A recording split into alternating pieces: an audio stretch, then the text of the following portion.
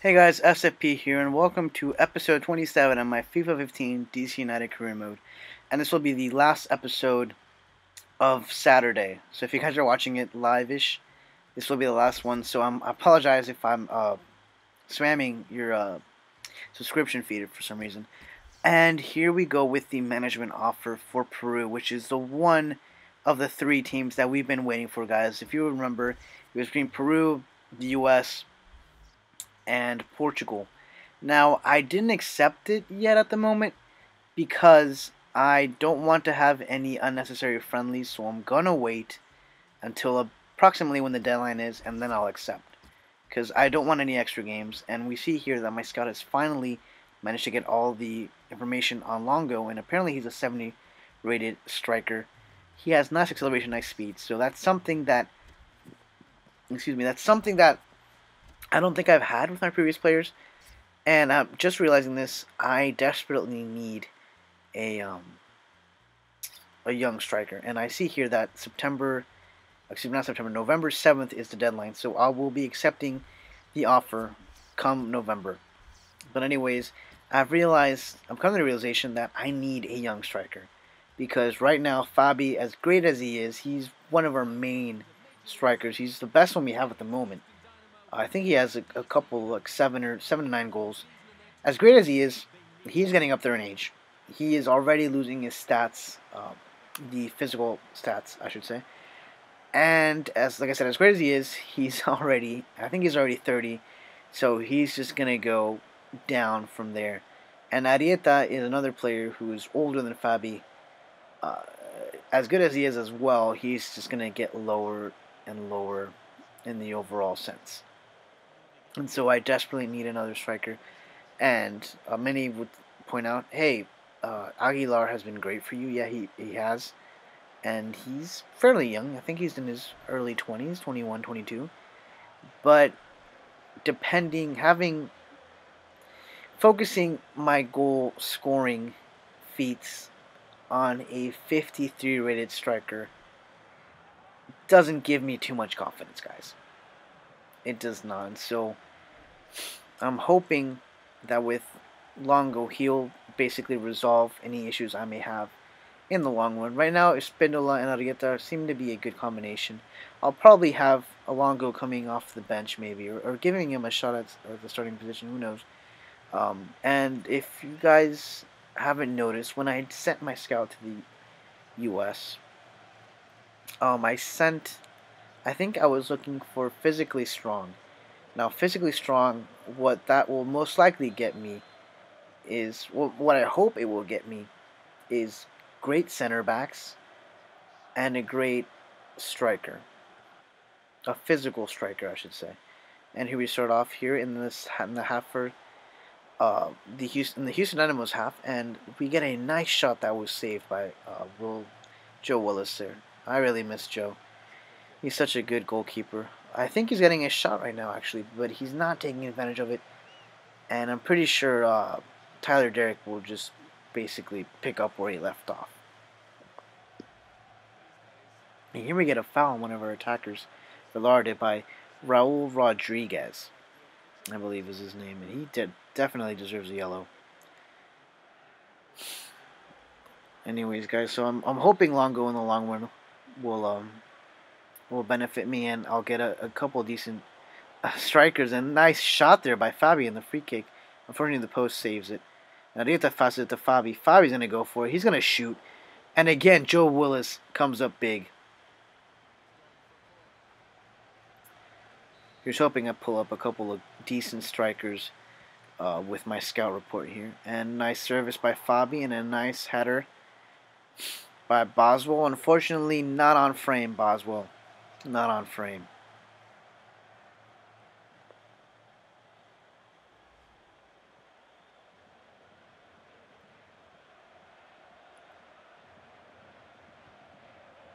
And Tyler Derrick, excuse me. Oh, Joe Willis puts it on frame. Puts it back on game. And another foul here. This time on Chris Pontius, and that's David Horst. If I remember my players correctly. Yes, that is David Horst. So that's 2 yellows for Houston Dynamo's back line, which is good for me because that means I can maybe fish for another yellow, a second yellow, and give me a man advantage. And Fabi Spindle's obviously going to take this one here. And I think am I going for the shot or am I going for I went for the shot and the wall hits it and we get a corner kick, guys. Fabi with the service. Another header by Bobby Boswell again? Is that correct? Was it Bobby? And that's half. 0-0 so far. Very uneventful. Not as uneventful as other games previously, but that'll do. And I have Chris Rolfe coming in. Chris Rolfe, like I said, guys, has been very good the second half of the season. And I'm hoping he can pull off some magic here and get me the one goal that will give me the lead.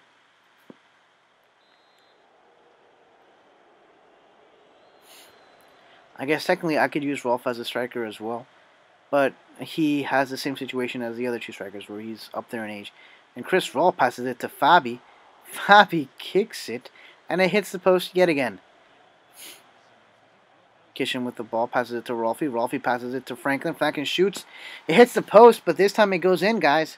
That is 1-0. And I didn't expect it to come from Sean Franklin, but I'll take it. Hits the post. Ding, and then it goes back in.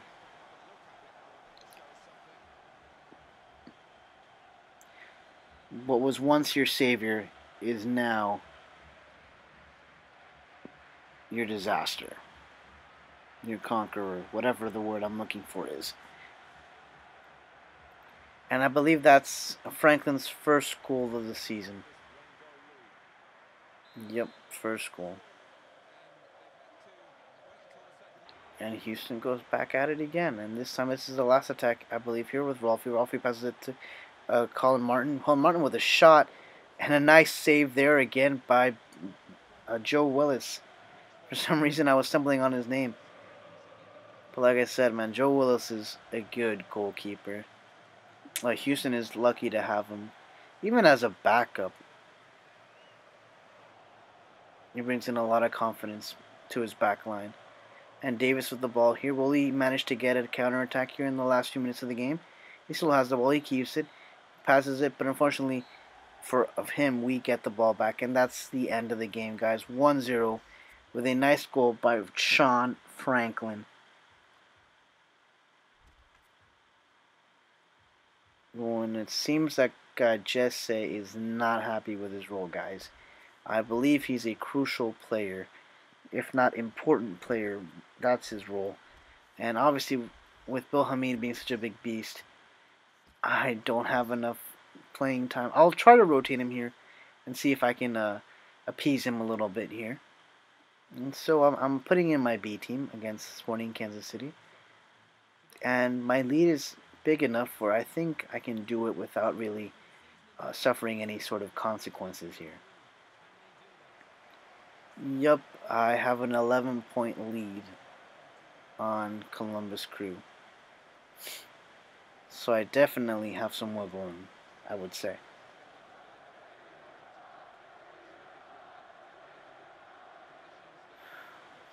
Now that I'm switching next season to a world class, I can kiss those leads goodbye. I have a feeling that the next season will be a hassle for me, and I'll be lucky enough if I get the last position in the MLS Cup playoffs.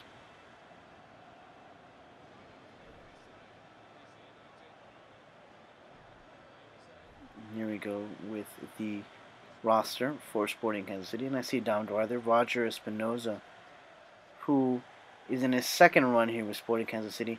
I don't think he's had quite as an impact as he did before he left MLS, and I think that's partly because of how well Rodio, oh my God, I can't remember his name. The Catalan player, Oriol Rosell, I think is his name. Sporting Kansas City was spoiled by the quality that he had. and would assume it's his upbringing in the La Masia, which is the academy for Barcelona. He clearly had a Barcelona pedigree. He was such a great player having him here. Now he's in Sporting Lisbon, or Sporting Club de Portugal, whichever I guess name you want to use. I don't remember which one is the more proper name though. And here we see that Sporting Kansas City is having an opportunity, which they don't take advantage of. And if that was Dom Dwyer, you expect a lot more from Dom. That was just horrendous. If it was Peterson, I could understand that shot, but that's Dom Dwyer. He's your main striker. He should really get those shots on frame. And here we go with Fabi passes it to Jared Jeffrey. Jared Jeffrey's gonna go for the shot, and the goalkeeper manages to save it. And it's not over yet. Jared Jeffrey's gonna get a second shot, and that was just calm for Kempen. No big a deal for him.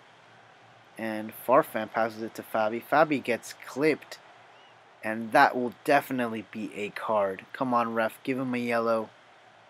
Give him a yellow.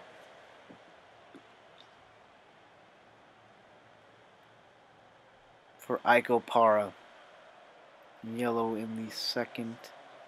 Excuse me, towards the end of the first half. And that was just a horrible, horrible slide tackle. That's something that you should never do in real life, guys. Never do that. That could potentially end a career. At least I think so. Maybe I'm exaggerating. I'm not quite sure. And a horrible free kick to boot. I'm not the best at free kicks. I think I've only scored 1 or 2 free kicks in my life since they've removed the arrow feature that was so prominent in the earlier FIFAs. I actually missed those because I liked the fact that you could bend the ball and you would see the curve of the arrow. I thought that was such a cool feature, and now basically it's you having to kind of guess at least like where you're supposed to hit the ball, and then obviously the curve effect comes from the players rating themselves. So it's less about you and more about the players.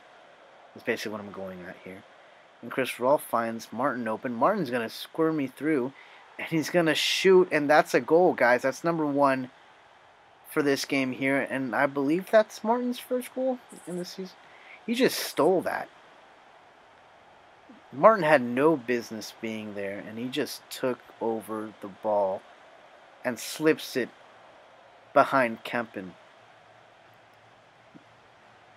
Clearly, the center back for Sporting Kansas City is going to be benched next game because that was just horrendous. And that's Colin Martin's first goal this season for the academy product here. And a nice service here by, I want to say, Benny Feilhaber, and Iko Para almost gets that goal, that game-tying goal that they need. And another, this time it's Anor. Anor finds his player, but luckily my defenders nudged him enough where he wasn't uncomfortable and didn't get a clean shot. Speaking about clean shots, that was 2 clean shots there, and Kempen comes big for the Sporting Kansas City. Aguilar should have been better. He should have done better at that. And Martin's going to center the ball here, and nicely placed by Jared Jeffrey. Unfortunately, not nicely placed enough for the goal. Or is it Martin?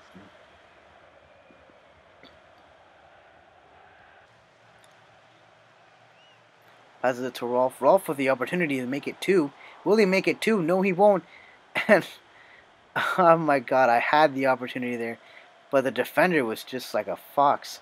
And Rolfe's gonna have another attempt here, and he misses it as well. Kempen with 2 big saves back to back.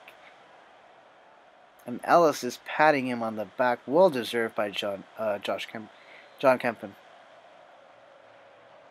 And it's Farfan with the service. Will he find Rolfe? He does, but Rolfe doesn't get a good shot in. And Madeira's trying to get the ball here, but no. when in the last few minutes of the game, that could have been it for Sinovic. That could have been the tying goal that they needed. But they were unlucky.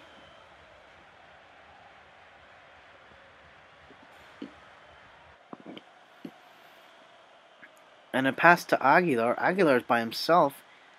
Is he gonna go in by himself, or is he gonna go for the sweaty? The sweaty goal.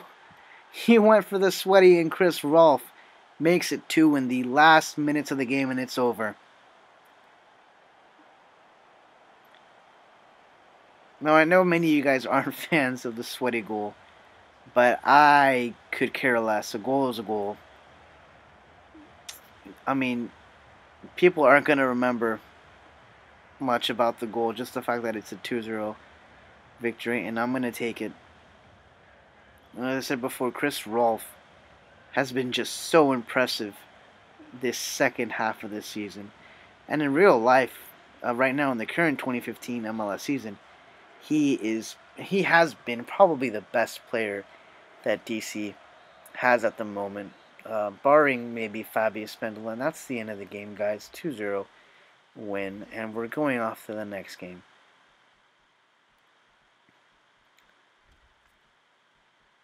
Which will be against the New York Red Bulls.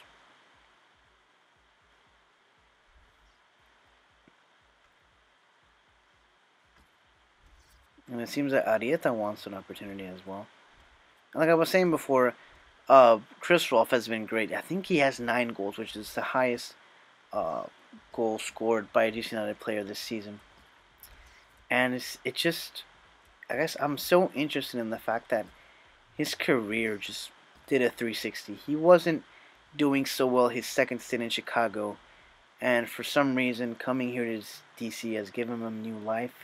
It's kind of rejuvenated him in certain aspects, and he seems to be a more prominent player here than he has been in his, at least in his second stint with Chicago. In his first stint, he was one of the better known players, and this coming back from Europe, he hasn't been as impactful as the Chicago Fire would obviously want him to be. But I think it's also the fact that Chicago hasn't been good these last couple of seasons. Ever since the last good season I remember was probably with Dennis Hamlet, and that was like years ago. I'm not quite sure who took over after Dennis Hamlet. I'm trying to remember. I know they had a De Los Cobos stint there, and he didn't even last that long. He lasted maybe a season.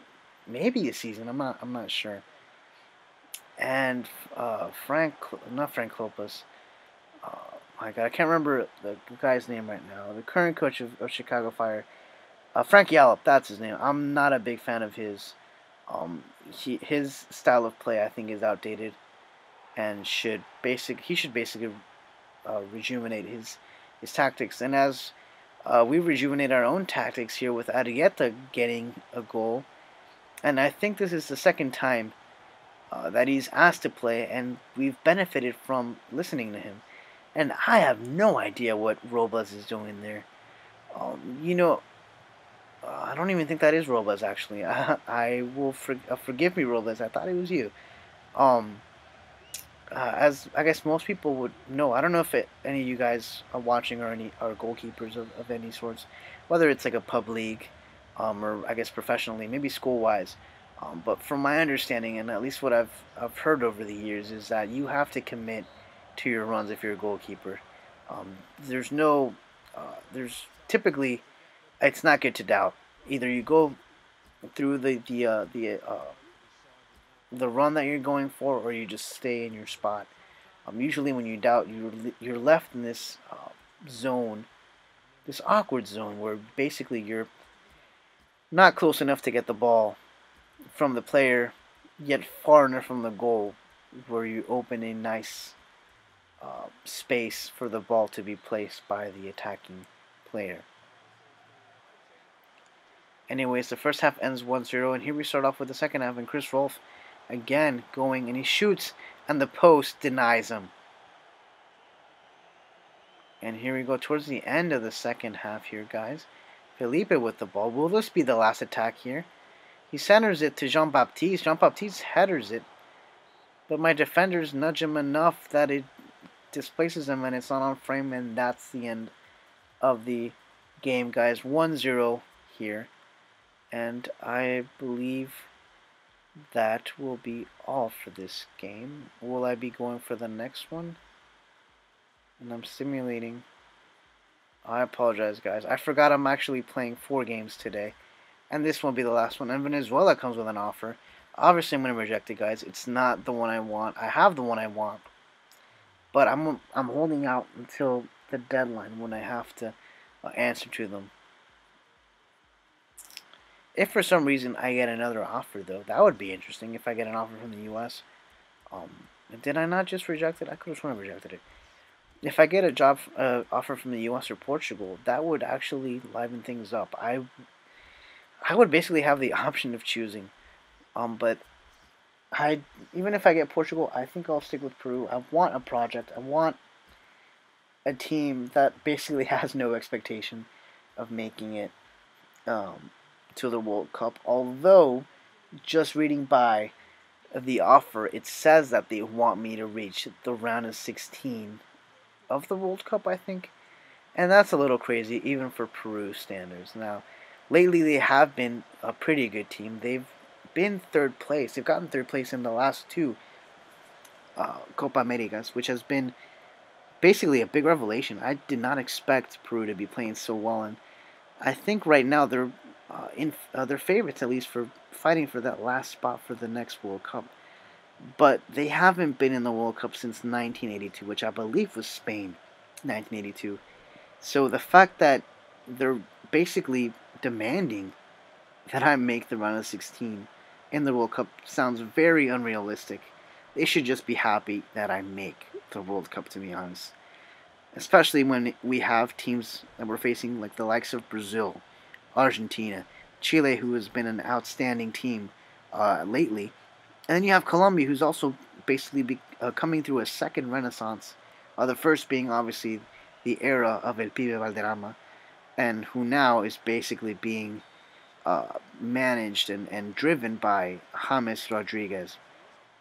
Falcao at the moment hasn't regained his form, and it's all falling under the shoulders of James Rodriguez. And then obviously you have the likes of Uruguay, who Uruguay, unlike Chile and Colombia, have actually been on the other end of the shtick. They're actually decreasing their level since the 2010 World Cup in South Africa. They haven't been the same team. I think it's just one of those things where it's just a cycle. Out with Uruguay, in with Colombia and Chile. Paraguay has also, I think, been on a similar situation. Paraguay was very good in the early 2000s, I want to say. Especially, I know late 90s with Chilaver. During the time that Chilaver was there, they were pretty great. Now, not so much. But yeah, with even just counting those 4 teams alone, Colombia, Brazil, Argentina, and Brazil obviously is not the Brazil we know, but it's still Brazil, so you still have to give them credit, and they're obviously going to have well-rated players in their team. And I believe I've been speaking too much internationally wise, and I should probably focus on the game, guys. I do apologize for that. I obviously, just judging by the game itself, there hasn't been too much to worry about here. And this is Joe Willis again. We meet again, Joe. And so far it's 0-0, guys. It's 0-0. Chris Rolfe alone. He's going to pass it to Fabi. Fabi's going to go for the shot. And an easy save there by Joe Willis. Mean Joe Willis, if you guys know what I'm talking about. Mean Joe. And Fabi's going to whip this ball here. And that is a horrible, horrible corner kick. And that was a foul. Luckily, we didn't get the ball, so it was a right of way or play on. And here we go with Aguilar. Aguilar's trying to go for the goal in the last few minutes of the game. He's all alone, guys, and he sees Fabi. He centers the ball, and Fabi just punishes it in the back of the net. In the last few minutes, we get the win. Poor defender. He overcommitted with that slide tackle there. And when you overcommit, you better be damn sure you're going to get the ball. Otherwise, you look like an idiot there. And unfortunately, that's how the center back for Houston looks like right now. And Fabi celebrating, which should be his 8th goal. Yes, his 8th goal of the season. And I believe that's game, guys. I believe that is game. And the whistle blows. And that's it, guys. Thank you guys for watching. Stay tuned tomorrow for the end of my season 2 for this career mode. See you guys.